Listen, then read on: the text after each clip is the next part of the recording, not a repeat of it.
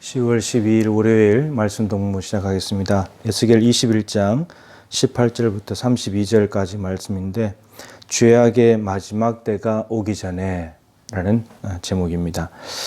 오늘 말씀은 하나님께서 에스겔에게 바벨론 왕이 침공을 하게 되면서 예루살렘이 이제 마지막 공격을 받고 멸망하게 될 것에 대한 심판에 대한 말씀입니다. 25절에 너 극악하여 중상을 당할 이스라엘 왕아, 이 이스라엘 왕은 남유다의 마지막 왕인 시드기야 임금을 가리킵니다. 시드기야 임금 당시에 예레미야가 활동을 하고 있었죠. 남유다가 멸망할 때까지 예언을 했으니까 남유다에 대한 마지막 왕인 시드기야가 있을 때 남유다가 어떻게 될지에 대해서 하나님께서 예레미야를 통해서 말씀을 주셨죠. 그 말씀을 주신 그대로 시드기야가 전했습니다. 시드기야도 궁금해했었고, 그래서 예레미야가 뭐라 그러냐면 항복해야 합니다. 바벨론 왕에 항복해야지 왕이 살 수 있습니다. 근데 항복하지 않고 저항한다면 다 죽임을 당하게 될 겁니다. 근데 시드기야가 이 말을 듣고 난 뒤에 그렇게 하겠다고 약속도 했는데, 근데 그 약속을 어겨버립니다. 그리고는 어떻게 하냐면 그 약속을 지키지도 않고 오히려 저항하다가 그리고 포위가 되면서 양식이 떨어지고 함락이 되면서 도망을 가다가 붙잡히게 됩니다. 이게 그러다가 이제 남유다가 망하게 되는 거죠. 근데 오늘 아주 중요한 단어가 나오는데 25절에 중상을 당할 이스라엘 왕아 내 날이 이르렀나니 곧 죄악의 마지막 때이니라. 죄악의 마지막 때가 왔다고 합니다. 이제 후반부에는 암몬, 요단강 오른편에 있는 암몬에 대한 멸망 심판의 말씀드리는데 거기에도 보면 29절의 끝에 보면 그의 날 곧 죄악의 마지막 때가 이름이로다. 암몬의 죄가 마지막 때가 이르렀다 이런 말입니다. 여러분 죄악의 마지막 때는 죄가 계속해서 누적이 되고 축적이 되면서 지금까지 왔다는 겁니다. 이미 오래전부터 죄가 시작됐는데 이제 누적이 됐는데 그것이 이제 마지막 때가 왔다. 곪고 곪아서 터질 때가 되었다. 이런 말입니다. 그러니까 결국은 그 사이에 하나님은 인내하신 것이고 매를 때리기도 했지만 인내하시면서 자비를 베푸시면서 돌아오기를 기다린 거죠. 너희들 돌이켜라. 이렇게 기회를 기다린 건데 기회를 주신 건데 근데 그것을 하지 않고 죄악의 마지막 때가 올 때까지 가버렸다는 거예요. 그러니까 여기까지 가면 안 되는 거예요. 죄는 누구나 지을 수 있는데 죄를 지으면 하나님께 빨리 돌이켜서 회개하면 살 수 있는 길이 있는데 근데 그 회개의 작업을 하지 않으면서 죄악의 때가 마지막 때가 올 때까지 가버리면 이건 심각한 거예요. 이건 방법이 없어요. 그냥 끝인 거예요. 끝장인 거예요. 그래서 여기까지 가면 안 되겠다.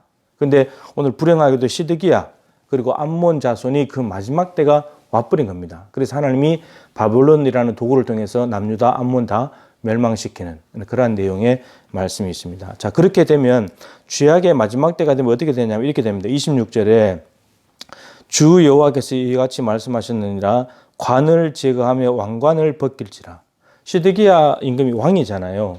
그 다윗 언약에 근거해서 마지막 남유다의 20번째 왕인데 왕관을 벗겨야 된대요.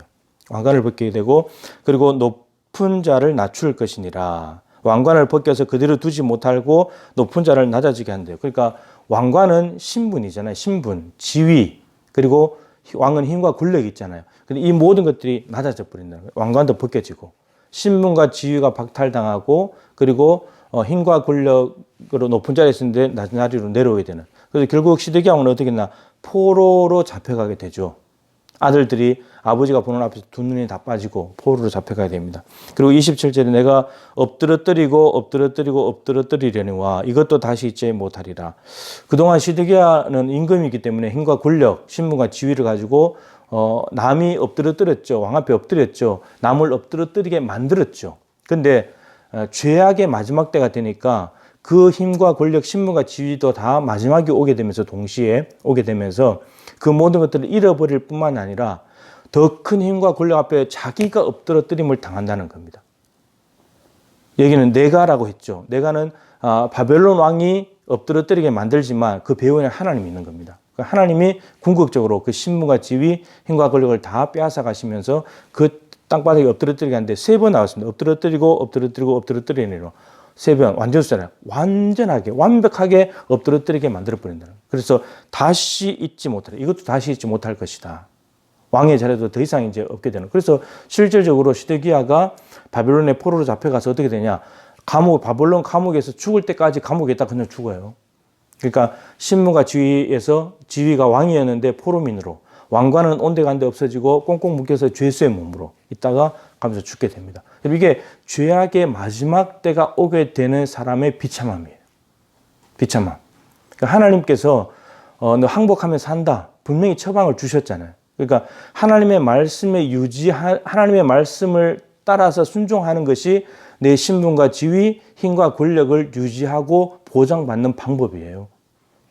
이 왕관, 유다 왕의 왕위, 그리고 왕권은 하나님이 주신 은혜잖아요. 그런데 이 은혜를 잘 유지해가는 방법은 예레미야를 통해서 주신 말씀에 순종했을 때만 그 보장이 가능한 거예요. 그러니까 인간적인 노력으로 신무가 지위가 보장이 안 된다는 거예요. 힘과 권력이 유지가 되지 않는다는 겁니다. 그러니까 말씀이 있어야지 신무가 지위가 유지가 되고, 그리고 말씀이 있어야 힘과 권력이 조절이 됩니다.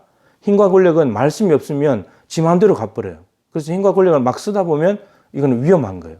남을 다치게도 할 수 있고 나도 다치게 될 수도 있어요. 그래서 나의 신분과 지위가 그대로 하나님이 주신 은혜로 유지가 되는 방법, 보장받는 방법, 힘과 권력을 제대로 적절한 곳에 쓰면 이건 참 유익한 거잖아요. 그렇게 쓸 수 있는 가장 중요한 방법이 뭐냐? 하나님의 말씀대로 가는 것입니다.